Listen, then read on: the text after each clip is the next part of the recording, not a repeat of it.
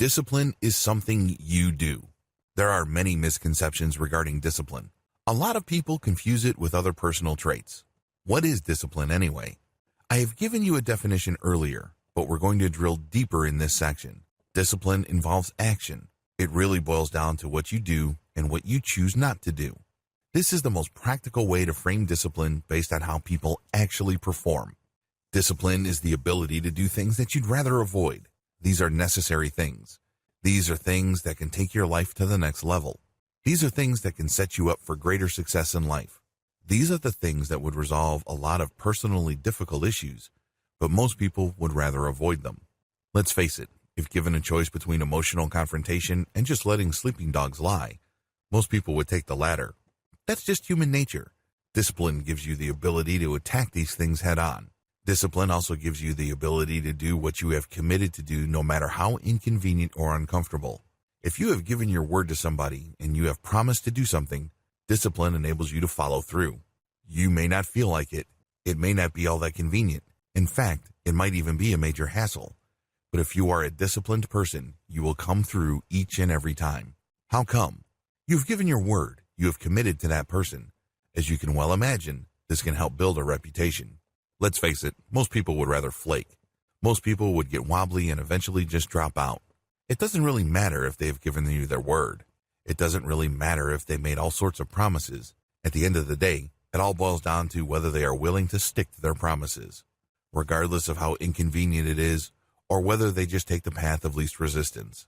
Which brings me to the next point. Discipline also involves the ability to stick to a course of action, even if you're busy or you don't feel like it. You would be able to stick to something that you have committed to, even if you feel like you don't have the time. Discipline also involves patience in relationships. Let's get one thing clear.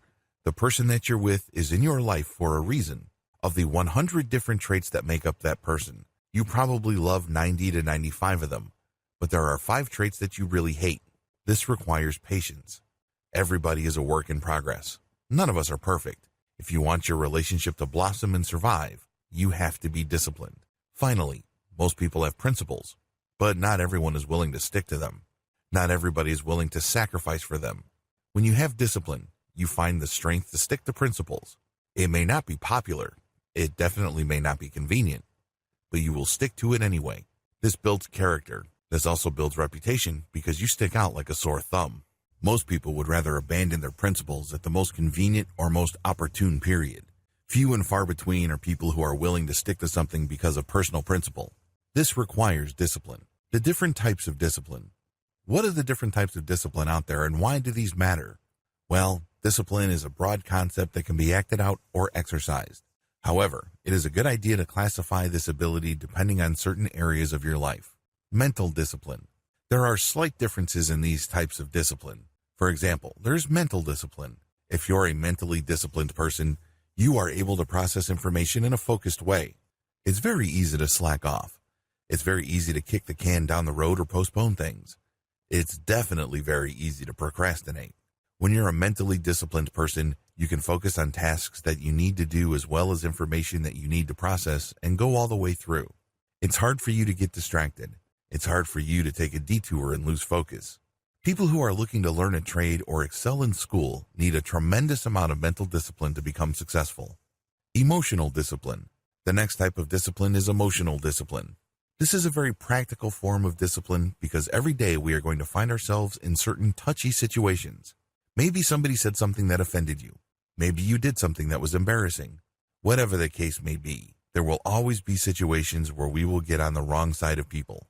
It takes quite a bit of discipline to ignore our raw emotional state and focus on doing the right thing. Sometimes, when somebody pushes you, the best way forward is just to brush it off. It would have been so much more emotionally gratifying if you were to smack that person around.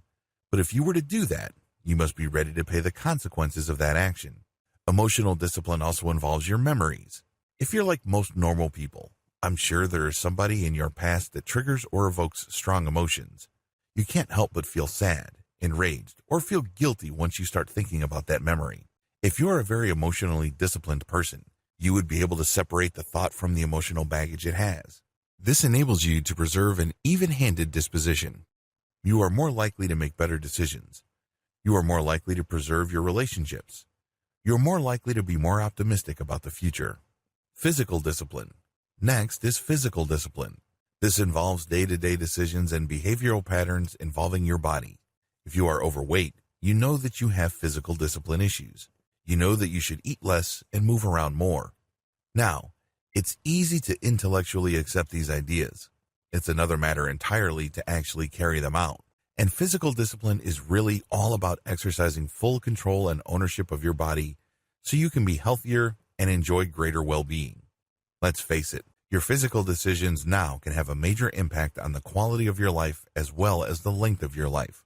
Physical discipline also involves habits like smoking, drinking, or drugs. If you apply discipline to these things that you do with your body, you can increase the quality of your life's outcomes.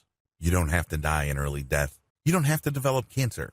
You can decrease your chances of developing type 2 diabetes. There are just so many great practical health effects of physical discipline. Sexual discipline. Finally, there's sexual discipline. It doesn't really matter whether you're married or single. When you interact with people, there will be instances of sexual temptation. It doesn't matter whether you're in a committed relationship or not. You have to practice sexual discipline. This is especially challenging if you are single. Make no mistake, practicing sexual discipline not only has a profound impact on your health because you get to avoid all sorts of socially transmitted diseases, but it also impacts your relationships. Because, let's face it, friendships get awkward and often change for the worse when sex enters the picture. Also, in the United States and elsewhere, there is a heightened sensitivity to sexual harassment and gender relationships in the workplace and in school. So by exercising more discipline on the sexual side of your persona, you can actually prevent all sorts of unnecessary drama that can haunt you for a long, long time. Every day is an opportunity to become more disciplined. As I've mentioned in the introduction to this training, I'm going to teach you how to become more disciplined on a practical level. This training is short on theory and speculation. Instead, it's focused on taking every opportunity you have on a day-to-day basis and making the best out of them to develop discipline. Make no mistake, every single day is packed with opportunities to become more disciplined. It also begins with the moment you wake up. The moment you wake up, you can choose to press the snooze button on your alarm clock to get 10 more minutes of sleep, or you can take that opportunity to wake up. It doesn't matter if you feel good about it. It doesn't matter if you're feeling groggy. It doesn't matter whether you're suffering from some sort of brain fog. You just commit to waking up at a certain time. That is an opportunity. Similarly, you can choose to screw around in the breakfast area of your home until it's time to get into your car and head to work. Alternatively, you can take that time to run or walk around the block to get some exercise. That is an opportunity. Similarly, if you find yourself waiting, for example, you're stuck in traffic or you're waiting in a line at a bank, this is an opportunity to practice discipline. You can easily do things in a way where you waste your time, or you can do other things that will build up your personal value.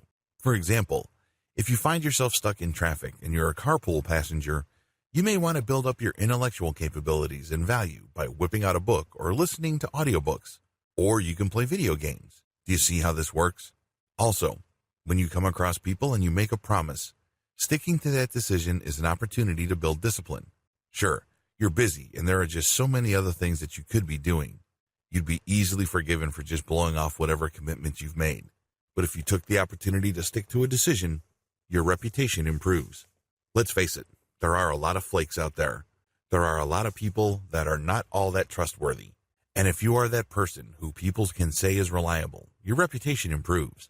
Chances are, people would entrust you with more responsibility. Chances are, people would seek you out if they need some sort of advice. Another daily opportunity simply involves showing up on time. If you are the type of person who shows up 15 minutes early to any appointment or to your work, this highlights your character. You're a very professional person. Your word is your bond. People can rely on you.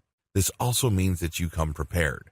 Finally, if you come across unpleasant people, maybe somebody cussed at you when you were trying to park your car, or your boss is being mean to you.